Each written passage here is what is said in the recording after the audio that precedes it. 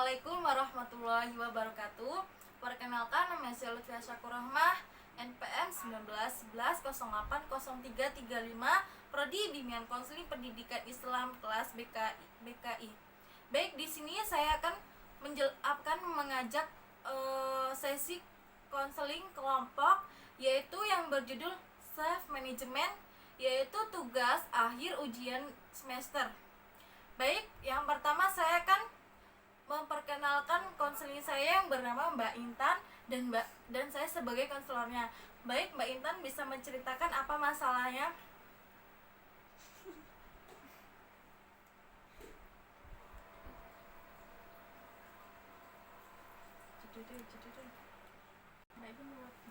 Oh iya, bagaimana kegiatan OSIS di sekolahnya, Mbak? Kemarin Ibu juga melihat kamu dalam acara perpisahan kelas 3. Kamu menjadi ketua pelaksananya.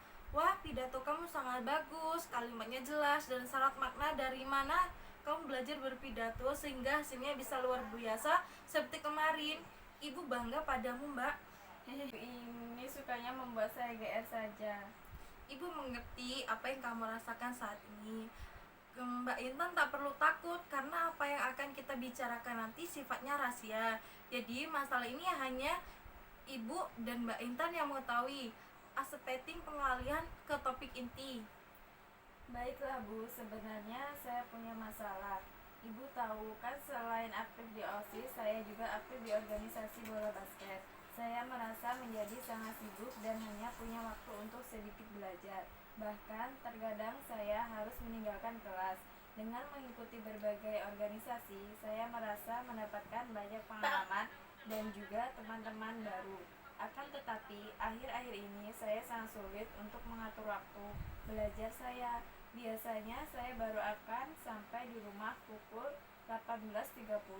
Kemudian melihat TV sampai pukul 20.30. Kemudian baru saya belajar atau mengerjakan tugas. Saya sebenarnya ingin segera belajar, tapi acaranya sangat menarik. Terkadang saya juga tertidur saat belajar. Di rumah karena merasa kecapean, saya bingung. Pak, bagaimana mengatur waktu agar bisa lebih banyak belajar lagi? Bingung? Iya Pak, saya bingung bagaimana mengatur waktu. Terus? Ya, saya tidak ingin prestasi saya menurun, dan saya juga ingin kegiatan organisasi saya tetap berjalan dan tidak mengganggu kegiatan belajar saya. Pada intinya, kamu memilih banyak kegiatan ekstrakurikuler dan ekstrakurikuler yang sangat banyak sehingga kamu kurang bisa mengatur waktu untuk belajar yang efektif. Iya, benar sekali Bu. Saya merasa seperti kekurangan waktu untuk belajar.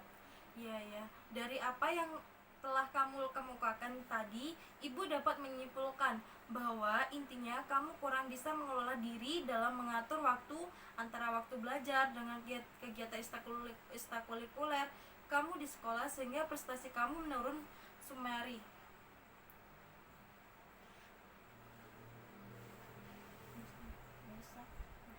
Baik, jadi Mbak besok harus lebih bisa mengatur waktunya lagi ya. Baik Bu. Terima kasih. Sama-sama. Baik, selanjutnya Mbak Dea bisa menceritakan apa masalahnya yang sedang dialami sekarang. Begini Bu,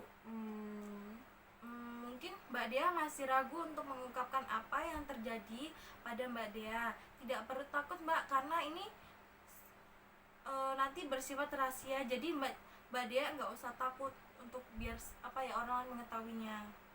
ya Bu. Begini Bu, saya mempunyai masalah tidak bisa mengatur keuangan saya Bu. Mungkin karena kebiasaan saya dari kecil, apa saja yang saya inginkan pasti saya akan mendapatkannya, walaupun barang tersebut tidak penting. Dan sekarang setiap saya pergi jalan-jalan atau pergi ke mall, pasti akan menghabiskan banyak uang untuk membeli sesuatu yang tidak penting. Sekarang saya sangat merasakan dampaknya Bu. Setiap uang yang diberikan oleh orang tua saya pasti habis di awal bulan. Padahal kedua orang tua saya memberi uang bulanan juga lumayan banyak. Saya bingung dengan keadaan saya, Bu. Berapa besar uang yang biasanya Mbak Dea keluarkan setiap jalan-jalan? Akhir-akhir ini setiap keluar saya belanja habis sekitar 1 juta, dan itu setiap keluar, Bu. Saya sudah berusaha tidak membawa uang cash, tapi saya pasti menggunakan ATM untuk membeli barang tersebut, Bu. Dan itu membuat pengeluaran saya semakin membengkak. Jadi pada intinya Mbak Dea ini mempunyai kebiasaan belanja yang tidak bisa mengontrol sehingga pengeluarannya Mbak Dea menjadi membengkak. Iya, Bu, dan hal tersebut sangat menyiksa saya, Bu, karena setiap saya akan menghentikannya saya tidak bisa.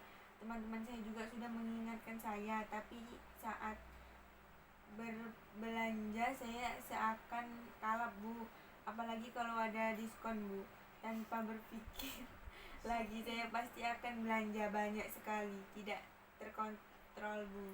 Baiklah, dari apa yang sudah Mbak Dea ungkapkan kepada Ibu menyimpulkan bahwa Mbak Dea ini kurang bisa mengolah diri dalam hal yang mengatur keuangan, sehingga pengeluaran Mbak Dea ini sekarang sangat membengkak.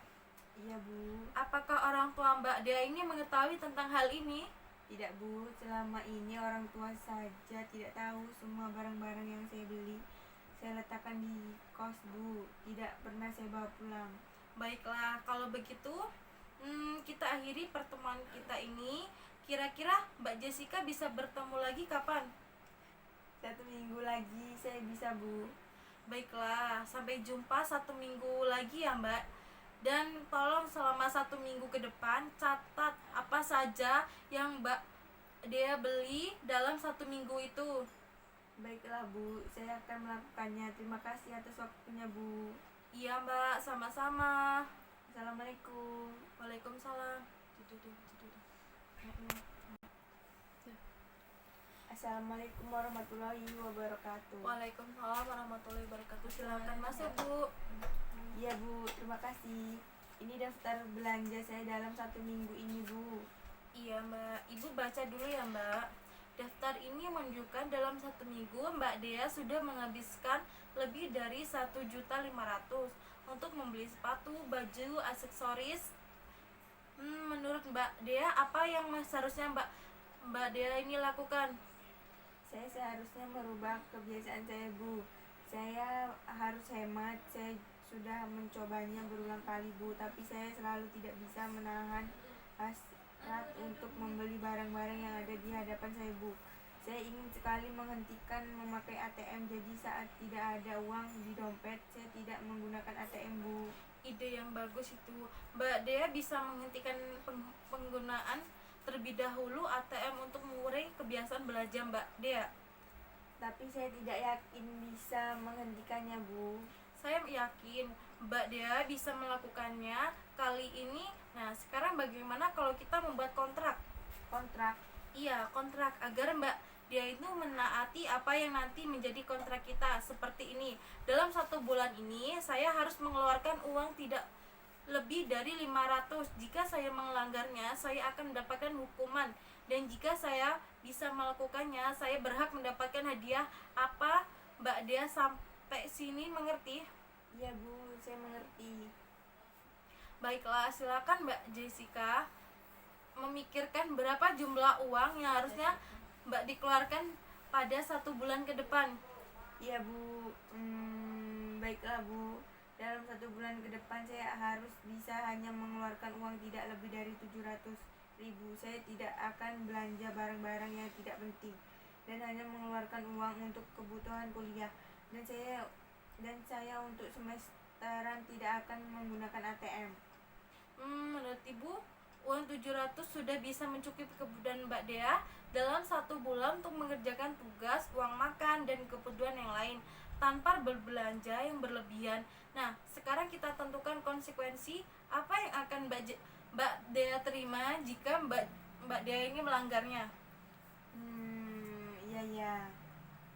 Jika saya mengeluarkan uang lebih dari 700 dalam 1 bulan ke depan, pada bulan depannya saya akan mengurangi jatah bulanan saya menjadi 350, dan jika saya menggunakan ATM saat belanja, maka saya akan membayar denda sebesar 50. Jika saya berhasil melaksanakannya dan saya tidak kembali untuk melakukan belanja berlebihan, maka saya berhak. Tadi Mbak Dea sudah menentukan apa hukuman dan hadiah yang sesuai dengan untuk kontrak kali ini. Tolong Mbak Dea tuliskan di selembar kertas sebagai tanda bukti fisik kontrak kita. Ya, Bu. Iya, Bu. Ibu yakin Mbak Dea ini bisa melakukannya dengan baik dan Mbak Dea jujur dengan apa yang telah Mbak Dea lakukan. Iya, Bu, saya akan berusaha untuk melakukannya dengan baik. Untuk 1 bulan lagi kita akan bertemu lagi untuk melakukan evaluasi kegiatan agar Ibu tahu apakah Mbak Dea ini benar-benar melakukan dengan baik atau tidak, dan agar treatment ini berjalan dengan lancar. Ibu akan menginformasikan hal ini kepada orang tua Mbak Dea sehingga beliau bisa memantaunya pengeluaran Mbak Dea. Baiklah, Bu, saya juga akan meminta bantuan teman-teman saya agar mereka mengingatkan saya tidak belanja berlebihan lagi. Terima kasih atas waktunya, Bu. Iya Mbak, sama-sama. Kalau begitu saya pamit dulu ya, Bu. Nanti kalau ada apa-apa saya akan kesini lagi, Bu. Iya Mbak, tidak usah sungkan untuk kesini lagi ya. Tetap semangat ya. Iya, Bu. Assalamualaikum. Waalaikumsalam. Patani.